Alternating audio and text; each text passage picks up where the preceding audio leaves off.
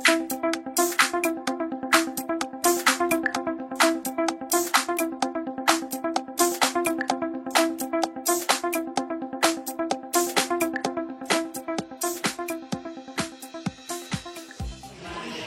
apa-apa, ini pre-test sama itu kan belum dikasih tahu. Tes bebas nih. Oh itu mah perlu dipertanyakan.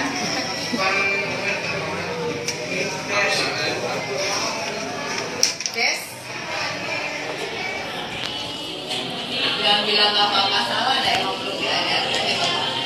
Sepengetahuan kamu aja, sebisa kamu.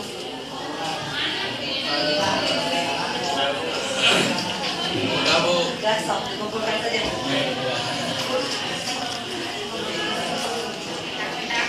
Ya, mendengarkan? Ya. Kita sambungkan pembicaraan dengan yang tadi Hafiz. Atau Hafiz tadi? Masa depan. Nih, lihat. Semua orang butuh bekerja. Butuh pekerjaan. Benar tidak? Kenapa butuh pekerjaan semua? Untuk masa depan, hari-hari.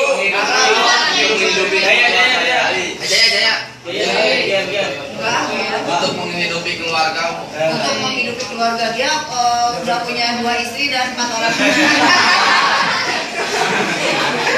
Jadi dia butuh banget pekerjaan karena dia harus menghidupi keluarganya, istrinya, anak-anaknya ya. Anak kamu sekolah ya. Istrinya ada 2. Istri 2. Ya, jadi semua orang butuh bekerja, butuh pekerjaan. Seorang apa People need jobs. Benar ya?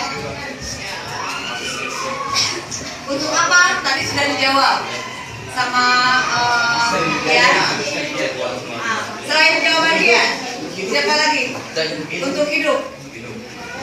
Kamu tadi untuk kebutuhan sehari-hari. Untuk kebutuhan sehari-hari. Iya. Apa lagi? status, Bu. Untuk mencukupi perekonomian keluarga. Status. Status sosial juga butuh. Iya. Status Bu. Masuk akal kan? Status sosial juga bisa. Status sosial. Karena biasanya penghargaan datang juga karena saya mau kerja di mana. Butuh untuk status sosial. Iya, betul sekali. Jadi banyak motifnya, banyak alasannya kenapa kita harus punya pekerjaan. Kalian sudah jawab semua, pinter-pinter. Alhamdulillah. Anak ibu dan Saya bekerja untuk Itu kan bahasa Indonesia. Itu anaknya dia mulai. anaknya dia. Nah itu anaknya dia. Jadi kalau dia bekerja, bagaimana dia bisa menggunakan anak-anaknya? Jadi dia harus punya pekerjaan.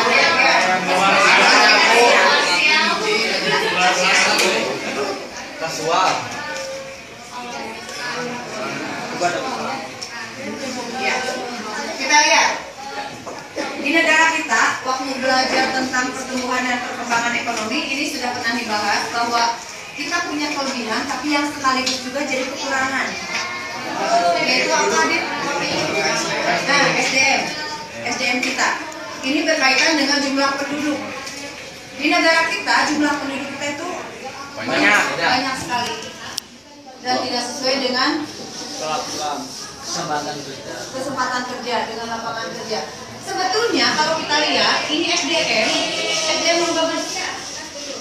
Ini sumber buat kita, sumber daya manusia. Kalau kita bisa mengelolanya, kalau SDM itu berkualitas. Tapi yang jadi masalah, SDM kita banyak jumlahnya, kuantitasnya, tapi kualitasnya yang itu yang jadi masalah. Ini jumlah penduduk. Kita bagi ya jumlah penduduk itu. Kalau kita bagi jumlah penduduk ada menjadi 2 bagian, yaitu jumlah penduduk yang menjadi usia kerja dan di luar usia kerja. Lihat yang usia kerja 15 sampai 64 dan yang bukan usia kerja dari 0 sampai 14 tahun bawah, dan yang di atasnya di atas 64 tahun. Yang usia 15 sampai 64 itu disebut penduduk usia kerja. Dan yang di atas 64 dan di bawah 14 itu disebut penduduk di luar.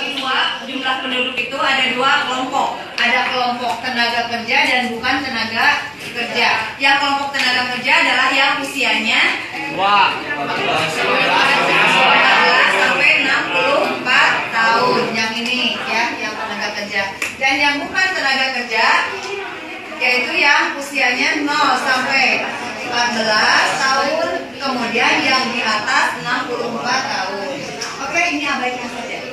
Yang kita sorot sekarang tentang tenaga kerja, yaitu yang usianya 15 sampai 64. Kita sorot yang itu dulu ya. Nah, itu pun ada dibagi lagi.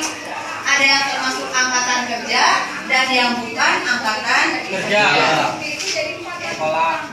15 tahun ya, memang itu termasuk tenaga kerja, tapi dia kan lagi sekolah.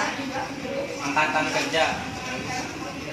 Kalau usia tenaga kerja, tapi dia juga punya pekerjaan lain yaitu sekolah, kegiatan lain, jadi dia tidak termasuk angkatan kerja.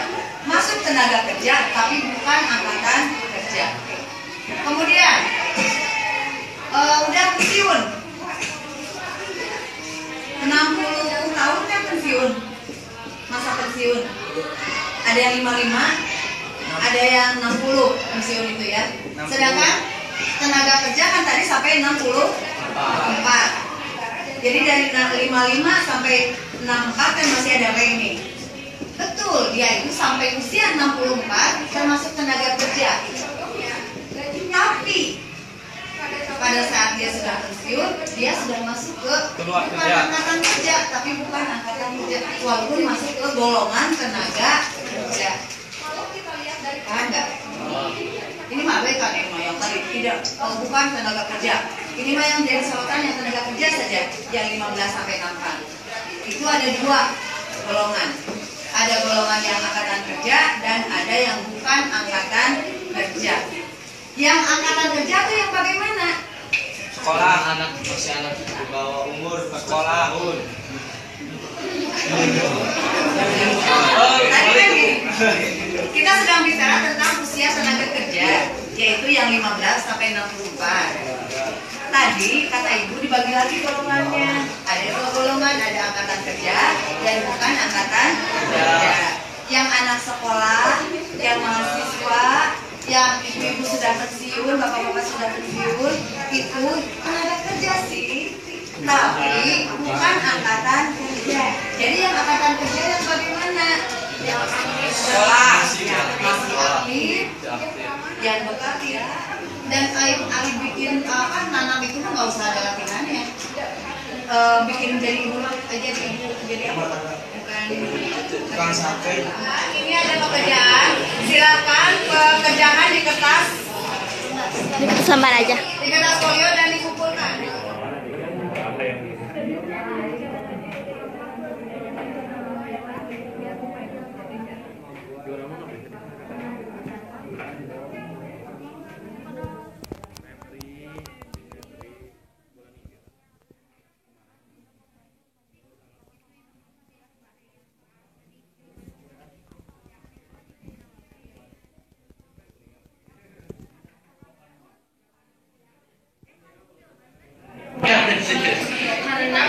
Tapi orang ada tidak aktif.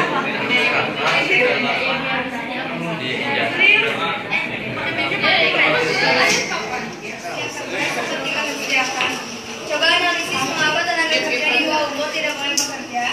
1.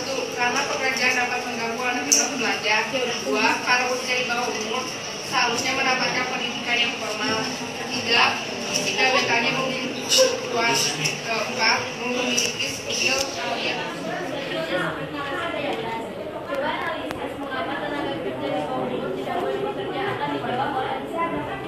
Menurut kelompok kami, tenaga kerja di bawah umur tidak boleh bekerja karena mental, fisik, dan pengetahuannya dapat mempengaruhi kinerja tenaga kerja. Pekerjaan yang berat bisa mengganggu perkembangan kesehatan dan sosial anak-anak di bawah umur, dan anak di bawah umur bukan termasuk kejahatan. Dan yang kedua, apakah sebenarnya mereka sudah dapat dikategorikan sebagai tenaga kerja atau bukan? Mengapa? Dengan dijawab oleh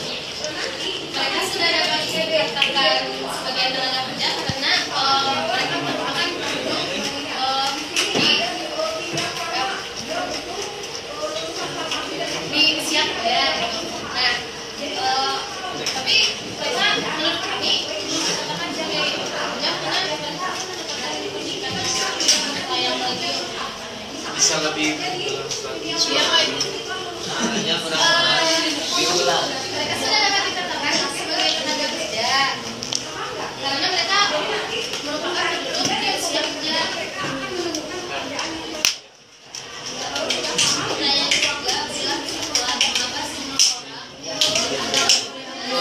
orang termasuk angkatan kerja harus bekerja. Menjawab politik Karena mereka sudah terlihat angkatan kerja serta tingkat produktivitasnya juga sudah layak untuk bekerja. apa yang akan Anda lakukan guna membantu pemerintah menciptakan lapangan pekerjaan? Kelompok kami di usia kami yang masih kayak gini, kan masih belum termasuk angkatan usia angkatan kerja ya. Jadi yang harus kita lakukan buat sekarang itu lebih kayak fokus belajar untuk mencapai masa depan yang lebih jelas, untuk mencapai pekerjaan yang